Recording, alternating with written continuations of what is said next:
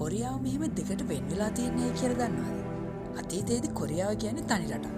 නමුත් ජපානයේ 1910 දී කොරියාව ආක්‍රමණය කරනවා. 1945 දී දෙවන ලෝක යුද්ධය අවසන් වන තුරුම වසර 35ක් ඔවුන් කොරියාව පාලනය කරනවා. ජපානයේ යටත් වුණාට පස්සේ සෝවියට් හමුදාව කොරියානු අර්ධද්වීපය ඔස්සේ පහළට ගමන් කරන්න පටන් ගන්නවා. මේක වළක්වන්න ඕන වුණු දකුණු කලාපය පාලනය කරපු ඇමරිකාව විසින් සෝවියට් දේශයට යෝජනා කරනවා මේ රට 38 වන අක්ෂාංශ රේඛාවෙන් දෙකට බෙදාගන්න.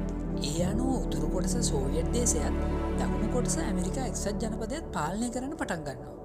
මේ කොටස් යළි එකතු වෙන්න යෝජනා කළත් මේ දෙපාර්ශ්වයේම තිබුණු විරුද්ධවාදීකම් නිසා ඒක දිගටම වැළැක්වුණා.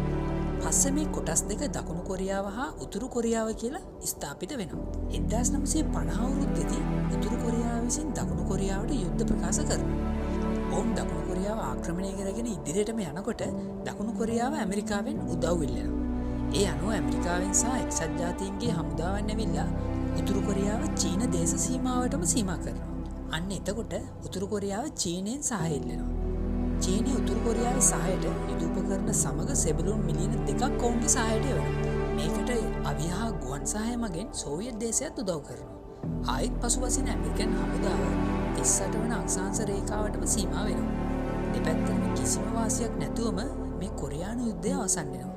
හැබැයි ඒ සදාටම වෙන් වෙලා ඉන්න ගිවිසුමකට අත්සන් කරාට පස්සේ